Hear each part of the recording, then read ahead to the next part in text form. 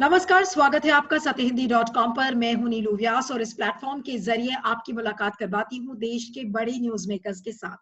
आज हमारे साथ है कांग्रेस के प्रवक्ता, मशहूर एक उनका चेहरा है, गौरव वल्लभ जी हमारे साथ जुड़ रहे हैं। नमस्कार। गौरव, आपका बहुत बहुत स्वागत है। जी। गौरव, सबसे बड़ा जो सवाल इस समय सबके जहन में है कि बिहार के चुनाव के बाद कांग्रेस में जिस तरीके की जो आवाजें इस समय तेज हो रही हैं, बिल्कुल ऐसा लग रहा है कि कांग्रेस कहीं ना कहीं ठंडी पड़ चुकी है और कांग्रेस में कैसे जान वापस लाई जाए। देखिए, ऐसा है, बहुत पुरानी पार्टी है। नतीजे मैं निश्चित रूप से कबूल करता हूं आपके सामने कि नतीजे बिहार चुनाव के हमारे अपेक्षा के अनुरूप नहीं रहे। हम्म। इसमें कोई दो राय नहीं है, इसमें कोई मेरे को कोई डाउट नहीं है। हम्म। पर ये कहना कि अगर एक एक सीट का अगर अवलोकन करेंगे, आकलन करेंगे, तो हम्म। आप पाएंगे इन 70 सीटों पे जिनमें हमने चुनाव लड़ा था, हम्म। उनमें से 60 सीटों पे पिछले 20 सालों से या तो भाजपा या जदयू हम्म। का विधायक चुनता आ रहा है। हम्म। तो मैं फिर भी इसको एक्सक्यूज नहीं मानता नीलू जी, फिर भी मैं अपने स्वयं मानता हूं कि अपेक्षा पूर्ण हमारे नतीजे नहीं रहे। क्या हम्म। कारण थे, क्या कारण रहे होंगे, हम्म। उसके बारे में हमें जरूर इसके बारे में चिंतन करने की आवश्यकता है। और हम्म। पार्टी फोरम पे इसकी शुरुआत भी हो चुकी है।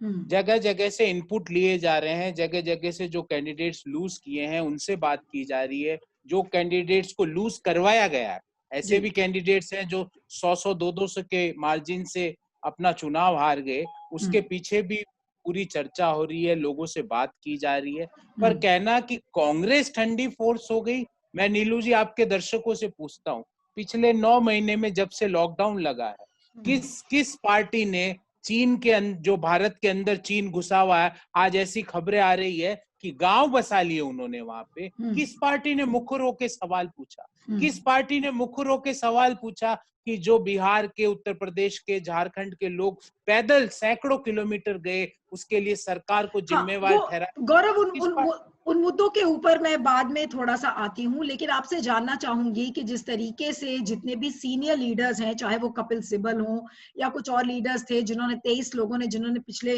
अगस्त में देखा गया था कि उन्होंने चिट्ठी भी लिखी थी सोनिया गांधी को कि किसी तरीके का संवाद नहीं हो रहा है। और कपिल सिब्बल जैसे लीडर्स ने यह भी कहा है कि पार्टी के फोरम पे उनके लिए जगह नहीं है क्योंकि वो सीडब्ल्यूसी के मेंबर नहीं है। और बार बार वो एक बात को कह रहे हैं कि जो आत्मविश्लेषण जिस तरीके का कांग्रेस में होना चाहिए वो नहीं हो रहा है। तो इसमें कितनी सच्चाई है? जिस तरीके से सीनियर लीडर्स बोल रहे हैं, मैं किसी एक इंडिविजुअल की बात नहीं कर रही हूँ, लेकिन जो ये चीजें सारी पब्लिक डोमेन में आ रही हैं कि आत्मविश्लेषण जिस तरीके का कांग्रेस में होना चाहिए वो नहीं हो रहा है, ये कितना सच है?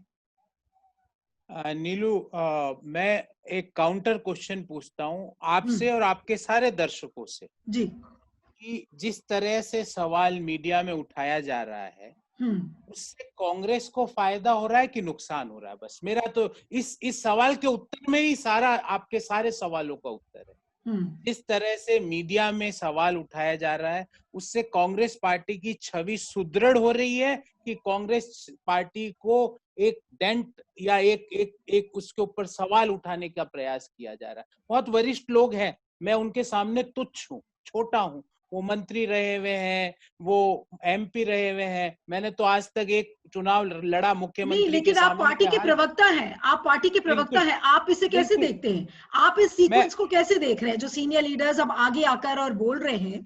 आप उसे इसे पार्टी के लिए आप इसे कैसे देखिए देखते हैं? नीलू जी, दो बातें हैं उसमें। हम्म। एक तो कंटेंट, और एक है कि वो कंटेंट कब बोला जा रहा है।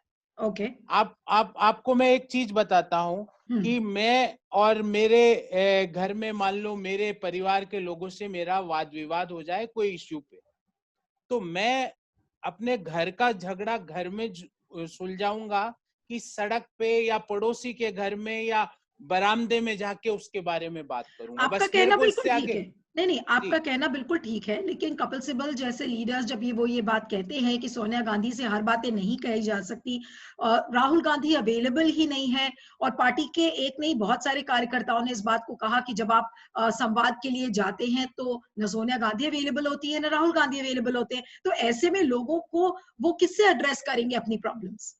देखिए नीलू जी, मैं फिर बोलता हूँ, वो बहुत सीनियर लोग हैं, उनका नाम लेके मैं कोई 1-to-1 उनसे सवाल पूछने की मेरे जैसे छोटे कार्यकर्ता की हैसियत नहीं है। पर मैं तो एक ही चीज समझता हूँ जो मुझे समझाई गई है और बताई गई है, जो जिस परंपरा में मेरा पालन पोषण हुआ है, कि घर के झगड़े घर में ही सुलझाए जाते हैं, घर के झगड़े अगर बाहर जाते हैं तो घर को फायदा नहीं होता है। मुझे ये चीज अच्छे से समझ में आ गई।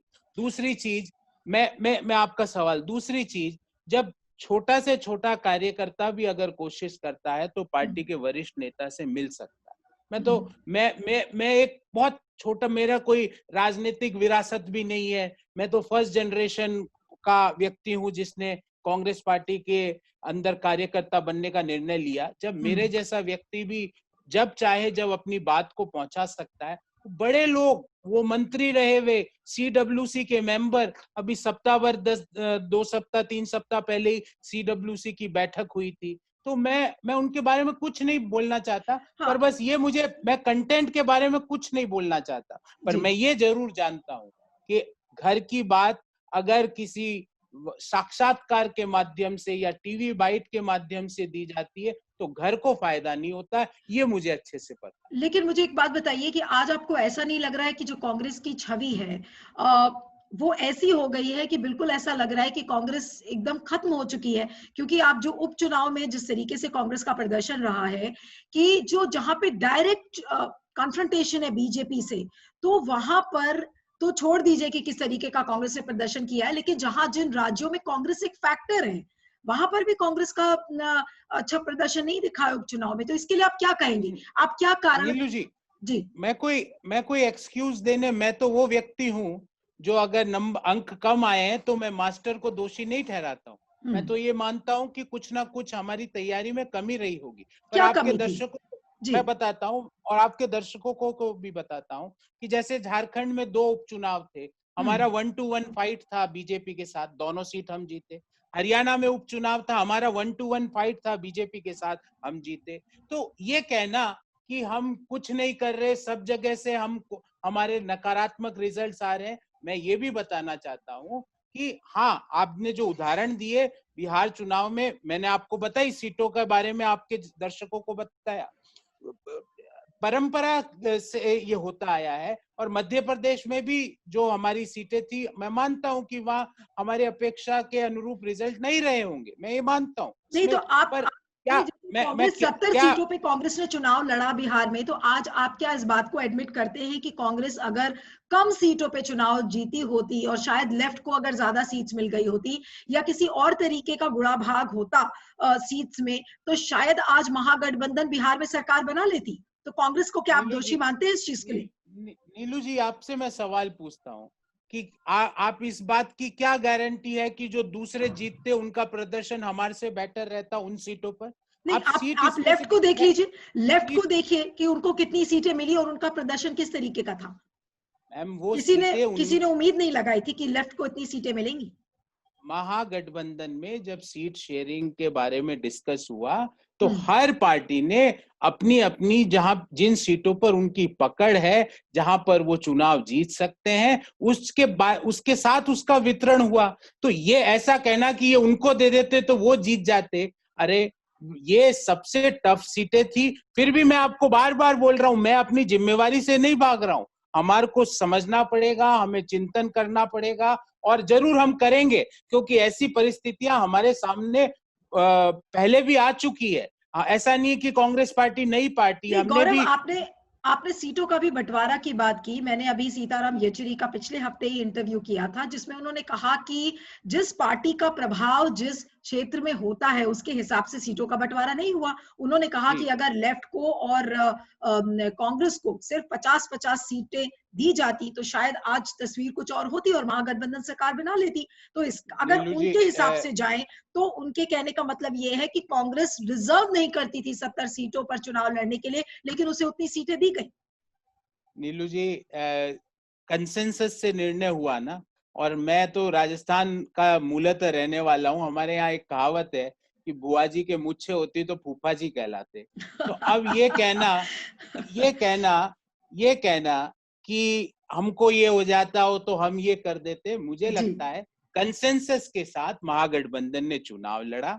और जब भी महागठबंधन की कंसेंसस के साथ अलायंस से चुनाव लड़ा जाता है तो जीत गठबंधन की होती है और हार भी गठबंधन की होती है। ये कहते हुए भी मैं मानता हूं कि हम इसके बारे में पूर्ण रूप से चिंतित है। हम हर तरीके से फीडबैक ले रहे हैं और मैं आपके दर्शकों को एश्योर कर सकता हूं कि आने वाले समय में कांग्रेस एक बहुत मजबूत विपक्ष की भूमिका में अगले 3.5 साल में देश में आपको नजर आएगा, जैसा वो पहले आज से 1.5 साल में नजर आया है। लेकिन सब ये मेरे ख्याल से पूरा देश इस बात को चाहता है कि कांग्रेस एक मजबूत विपक्षी पार्टी के रूप में नजर आए। जितने भी महीने या साल अभी कह लीजिए कि बचे हैं 2024 के आम चुनाव में लेके, लेकिन अभी जो सबसे बड़ा सवाल ये है कि कांग्रेस की जो लीडरशिप क्राइसिस है उसे कैसे रिजॉल्व किया जाए।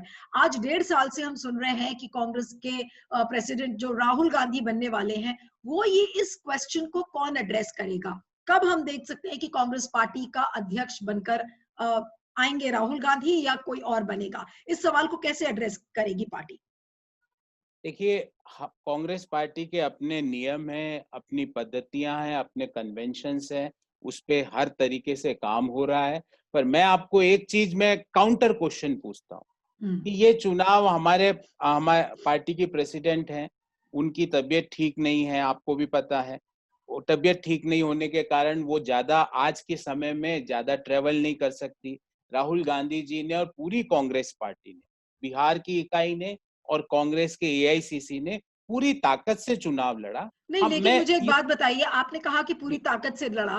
तेजस्वी यादव जैसा ग्रीन हॉर्न जिसको कि बहुत ज्यादा एक्सपीरियंस नहीं है, अगर वो 283 सीटों में, ये कहा जा रहा है उनके, आप रैलीज के आंकड़े देखें तो 253 रैलीज उन्होंने की हैं, लेकिन राहुल गांधी तो नजर नहीं आए। मैं सोनिया गांधी की बात नहीं कर रही हूँ, उनकी तबीयत ठीक नहीं है, आप उन्हें डिस्काउंट जी, कर दीजिए, कोई भी उनसे जी, नहीं जी, अपेक्षा करता है वो इतनी रैलीज कर सकती थी। जी, जी, लेकिन कांग्रेस जी। के बाकी नेता नजर नहीं आए चुनाव में, ये भी एक हकीकत है, इंक्लूडिंग राहुल देखिए, गांधी। नीलू जी, कई वरिष्ठ नेता, कई जनरल सेक्रेटरीज वहां पूर्ण रूप से पटना में डेरा डाल के बैठे थे। हम्म। हमारे कई लोग एआईसीसी के एक सीट वाइज लोग बैठे थे। कई भागलपुर में थे, कई हम्म। सहरसा में थे, कई सीमांचल एरिया में थे। तो ऐसा कहना, देखिए ये क्या नहीं, है, मैं डेरा आपको एक डालकर और बैठना, डेरा नीलू डालकर जी, बैठना और नीलू जी, सीट के लिए इम्पैक्ट डालना, उसमें फर्क है। नीलू जी, ऐसा है, मैं हम्म। आपको बताऊं, मैं एक एक छोटा सा उदाहरण देके आपको बताता हूँ हम्म। कि जब परीक्षा में कोई बच्चा परीक्षा देता और आशा अनुरूप रिजल्ट नहीं आता तो उसकी हम्म। कमजोरी रही होगी, उसमें कोई दो राय नहीं। पर जिस दिन उसके आशा अनुरूप रिजल्ट नहीं आता ना, तो आस पड़ोस के भी रिश्तेदार उसको सलाह देने आ जाते हैं कि तू ये करता तो ये हो जाता। मैं मान, अब ये समय है, मैं हम्म। इसको कोई, क्योंकि मैंने कई प्रतियोगी परीक्षाएं दी नीलू जी, और कईयों में मैं फेल भी हुआ और कईयों में पास भी हुआ। जिनमें मैं फेल हुआ तो मेरे पड़ोसी के रिश्तेदार भी मुझे सलाह देने आ गए कि गौरव तू ये कर लेता तो पास हो जाता। पर जिस दिन मैं पास हुआ, एक का भी बधाई का फोन नहीं आया। तो ये प्रवृत्ति है, प्रकृति है। मैं इसमें कोई नई चीज नहीं स्मेल कर रहा नहीं हूं। गौरव, मैं आप आपको एकदम जी, आप ठीक कह रहे हैं, लेकिन जो चीज किसी के समझ में नहीं आ रही है कि कोरोना काल में अर्थव्यवस्था खराब, बेरोजगारी, कोरोना की क्राइसिस को सरकार ने हैंडल नहीं किया, और तमाम मुद्दे थे इस समय कांग्रेस के पास प्लेटर पे। अब अमेरिकी चुनाव का आप एग्जांपल देख लीजिए कि किस तरीके से वहां पर चुनाव हुआ, ट्रंप हार गए चुनाव इस चीज को लेकर। लेकिन आज सारे मुद्दे होने के बावजूद आज कांग्रेस कैपिटलाइज नहीं कर पाई। तो आज कहीं ना कहीं ये सीरियस सवाल तो है ही पार्टी के सामने, इसे कैसे डील नीलू जी, करेगी। जी। मैं कहाँ भाग रहा हूँ? मैं तो अपनी असफलता मानता हूं ना। पर आपके दर्शकों को और आपको भी पता है ये बात कि विनिंग जो गठबंधन है और जो गठबंधन कुछ परसेंटेज से पीछे रह गया, उसमें वोटों का अंतर 12,000 कुछ वोटों का ही है। तो और उसमें भी नीलू जी क्या हुआ है, किस तरह नतीजे घोषित हो गए, कैंडिडेट्स को बोल दिया गया आप जीत गए और उनको सर्टिफिकेट नहीं दिया, रिकाउंटिंग करके दूसरे लोगों को जिता दिया गया। पहला तो आपने देख ही लिया। हम मजबूत विपक्ष के रूप में बिहार में भी काम करेंगे और उसका उदाहरण है नीलू जी। हमने जागरूकता से काम किया। मेवालाल जी मेवा नहीं खा पाए ना, मेवालाल जी को हटना पड़ा ना। जी। मेवालाल जी जो जिनको सुशील मोदी जी ढूंढते फिर रहे थे उनको मंत्री बनाया, वो डबल इंजन में से एक इंजन तो कोलैप्स कर गया। अब दूसरा इंजन का भी सृजन घोटाला लेके आएंगे, संसद से लेके सड़क तक, असेंबली से लेके बिहार के गांव तक, हर जो काम जो विपक्षी दल को करना चाहिए वो हम समय समय पर करेंगे। लेकिन और गौरव, इसके साथ ही जो बार बार बीजेपी परिवारवाद का मुद्दा उठाती है, अभी आप देखिए अमित शाह जब तमिलनाडु में गए थे तो वहां भी उन्होंने कहा कि देखिए कांग्रेस वहां पर डीएमके के साथ गठबंधन में है और परिवारवाद को हमने बिहार से खत्म करा और अब तमिलनाडु में भी खत्म करेंगे। तो कैसे रणनीति पार्टी की कैसे बनेगी, क्योंकि मुद्दे वही हैं, अभी भी कोरोना काल चल रहा है, तमिलनाडु के इलेक्शंस में ज्यादा टाइम नहीं है, वेस्ट बंगाल के इलेक्शंस में ज्यादा टाइम नहीं है। तो पार्टी की जो अब रणनीति है, आगे का जो रोड मैप है, वो कैसे आप काउंटर करेंगे बीजेपी की फोर्स को?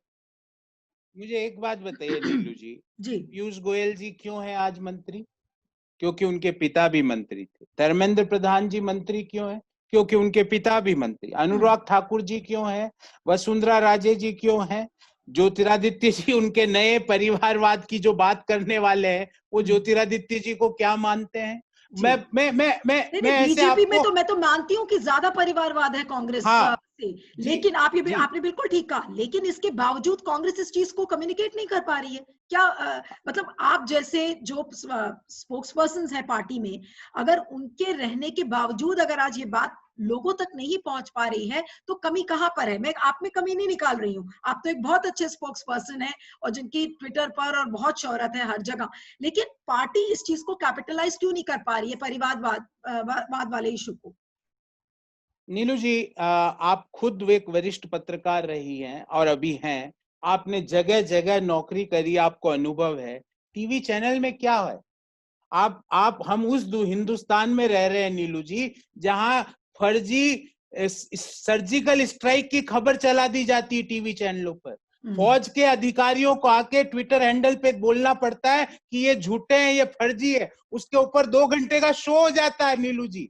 वहां पे डिफेंस के एक्सपर्ट आके बता देते हैं अभी स्ट्राइक नहीं उन्होंने चला दी, और डिफेंस के एयर मार्शल रिटायर्ड और फील्ड मार्शल और पता नहीं क्या क्या डिग्रियां लिए हुए लोग आके बता देते हैं कि इस जगह हमला हुआ है, इस हमले होने से पाकिस्तान खत्म हो गया। ये तो ये इस तरह का माहौल है नीलू जी। फिर भी मैं आपको कहता हूं कि हम हर स्तर पर लड़ेंगे, क्योंकि हम सच के साथ लड़ाई कर रहे नहीं हैं। तो आप हम हर हमारे स्तर पे, अस्तित्व के आप साथ और बिल्कुल ठीक कह नीतियों रहे के हैं साथ लड़ रहे हैं। गौरव, आपने बिल्कुल सही कहा कि आप पूरा दमखम लगाकर हर स्तर पर लड़ेंगे।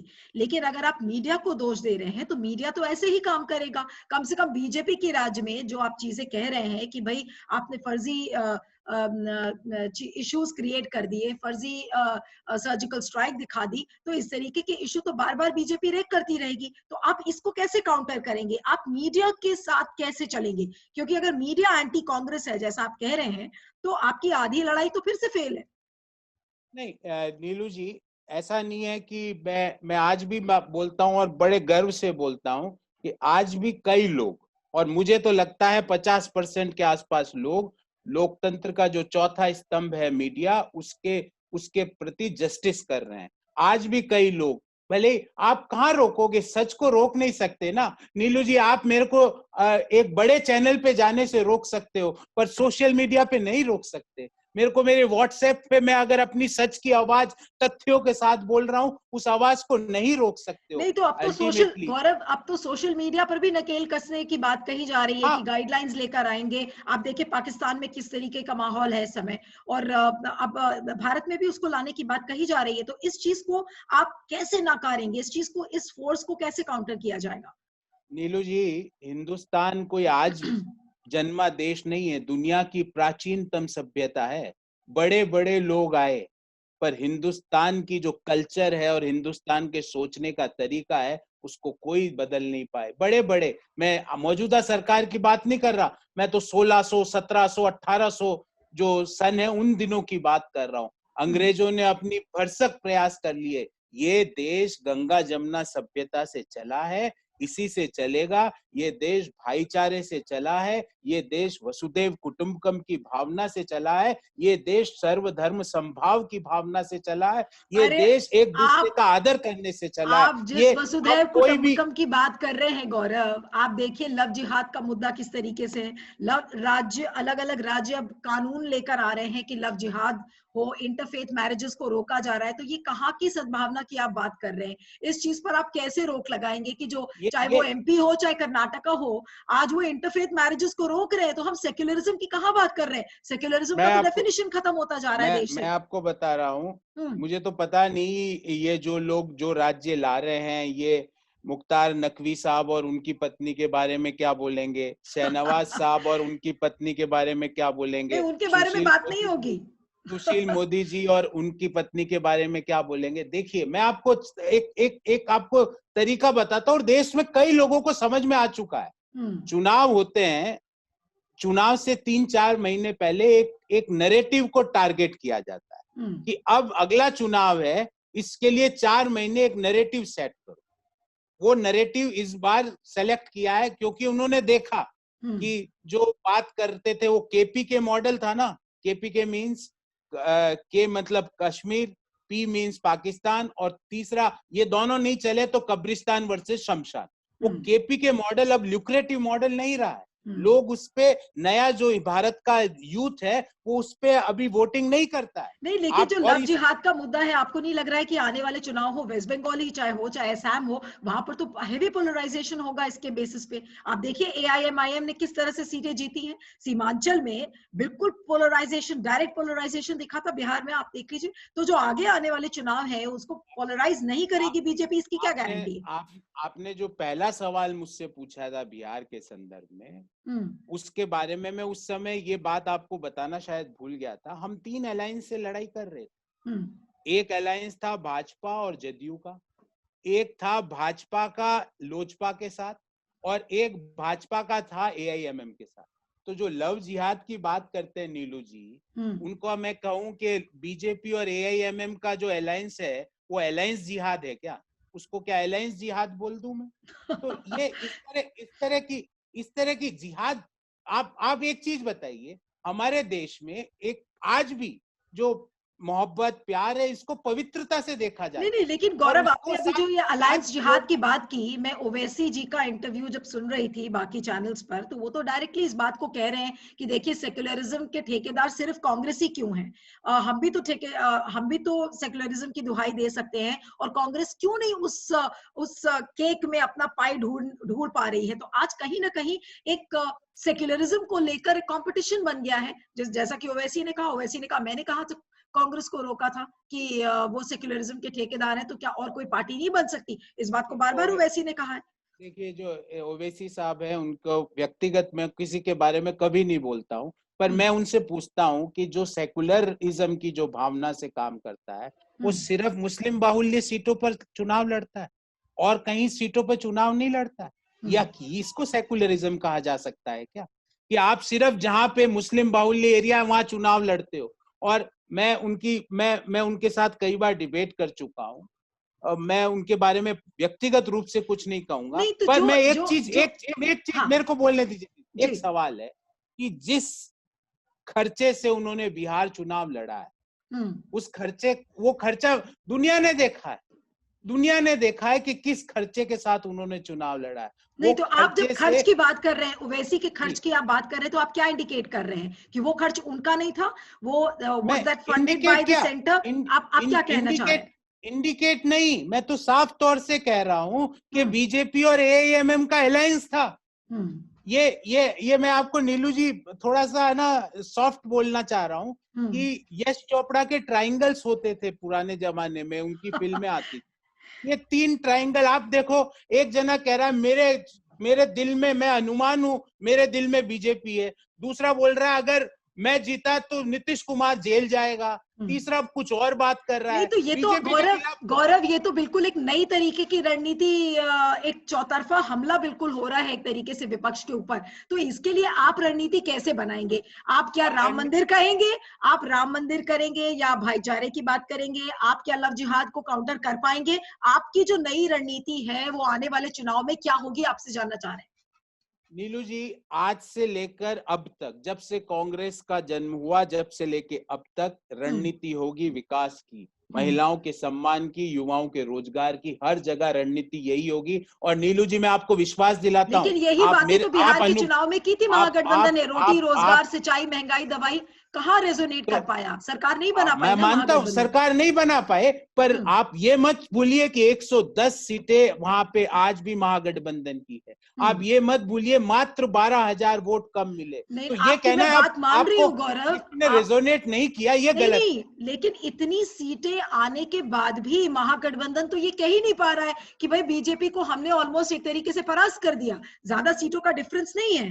तो आज तो कहीं ना कहीं कम्युनिकेशन में भी प्रॉब्लम है कि पार्टी कम्युनिकेट ही नहीं कर पा रही है इस चीज को। मैं अगर कम्युनिकेट नहीं कर पाता तो नीलू जी, इतने बेबाक तरीके से मैंने आपका एक भी सवाल को डाइवर्ट करने का प्रयास नहीं किया। मैंने आपको सीधा उत्तर दिया और हर जगह कांग्रेस का कार्यकर्ता सीधा उत्तर देगा। आपको फिर बोलता हूं, विकास, युवाओं के रोजगार और डेवलपमेंट ऑफ दैट एरिया, यही हमारे 3 एजेंडा हो गए। और मैं आपको विश्वास दिलाता हूं, लॉन्ग टर्म में इन्हीं 3 एजेंडा से सरकारें बनेगी और गिरेगी। नहीं ये देखिए, जो अब मैं डाइवर्जन की जो आपको एग्जाम्पल जी, मैं आम आदमी पार्टी का देना चाह रही हूँ कि आम आदमी पार्टी को देख लीजिए, उन लोगों ने भी अभी दिवाली पे पूजन किया। तो कहीं ना कहीं इस समय मुस्लिम जो वोटर है उनकी कोई बात नहीं करना चाह रहा है। सारी पॉलिटिकल पार्टीज ऐसा लग रहा है कि हिंदुओं को प्लीज करने में लग गई है। तो ऐसे में क्या स्ट्रैटेजी बनेगी? क्या स्ट्रैटेजी सिर्फ हिंदू वोटर्स के लिए बनेगी और माइनॉरिटीज के लिए नहीं बनेगी? नीलू जी, मैंने तो अभी तक पिछले 25 मिनट से आपके साथ बात कर रहा हूं, जी। कभी धर्म की कोई जिक्र ही नहीं किया।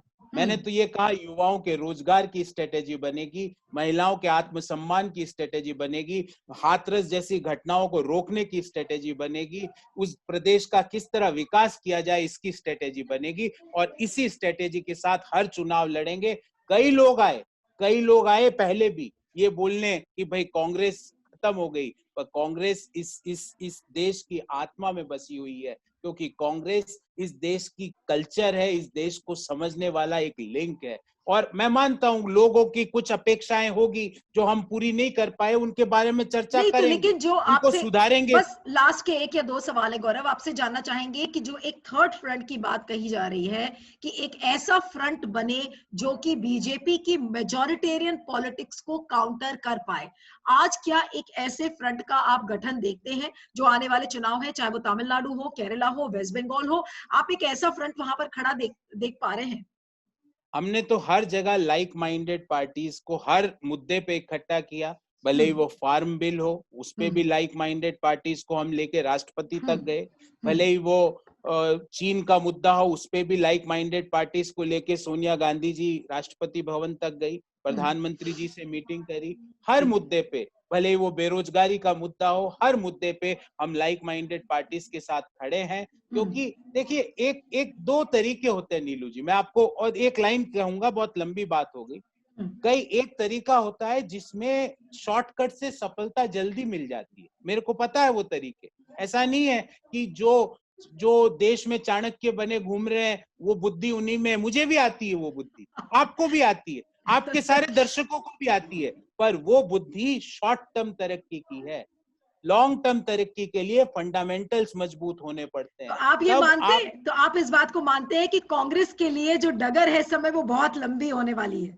नहीं, लंबी क्या होने वाली, मैं कह रहा हूं जो व्यक्ति फंडामेंटली स्ट्रांग है उसको वापस शीर्ष पर लौटना, उसको मतलब समय की बात है। ये डगर लंबी नहीं होने वाली है, क्योंकि हम अभी तक फंडामेंटल्स के साथ हमने कभी समझौता नहीं किया। हमने सत्ता से पहले पीडीपी खराब, पीडीपी में सरकार बना ली, पीडीपी अच्छी, फिर पीडीपी खराब, फिर अब गुपकार अलायंस खराब, फिर गुपकार के साथ में लद्दाख में गुपकार सरकार अलायंस की आप बना। बात कर रहे हैं, गुपकार अलायंस के केस में तो कांग्रेस ही कंफ्यूज नजर आ रही है। आप पहले गुपकार का हिस्सा थे, अब आप कह रहे हैं कि गुपकार आप गुपकार का हिस्सा है ही नहीं है, तो कांग्रेस कहीं ना कहीं तो उसमें भी कंफ्यूज नजर आ रही है।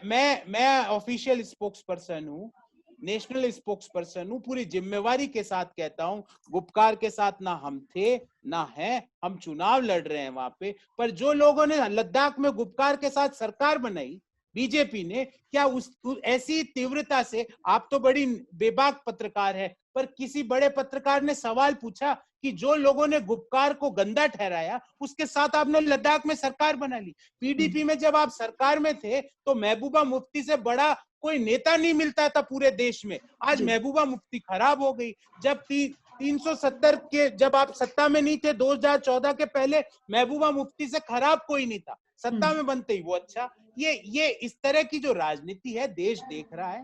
देश बहुत समझदार देश है, युवाओं का देश है। मैं अंग्रेजी की एक बात आपको कह के अपनी बात खत्म करूंगा कि आप सभी लोगों को सभी समय मूर्ख नहीं बना सकते, कुछ लोगों को कुछ समय बना सकते हो, और वो समय आपका खत्म हो चुका है।